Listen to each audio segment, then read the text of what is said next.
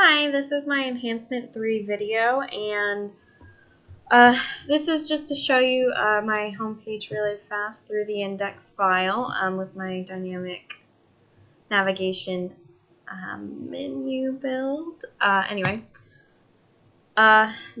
my HTML and CSS. My HTML has no errors. CSS has no errors. And then jumping over to my account pages. This is my login, and I'm going to validate its HTML and CSS as well. So I have one error.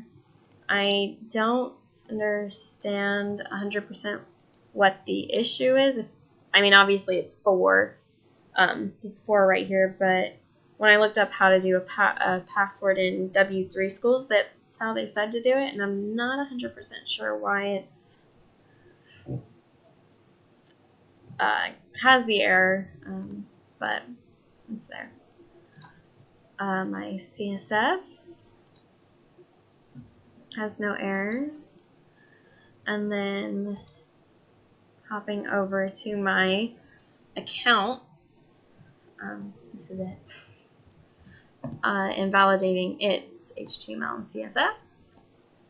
I have the same error from the last page, and for my CSS it's error-free. So yeah, this is my site so far, and I think that's everything that's supposed to be in the video.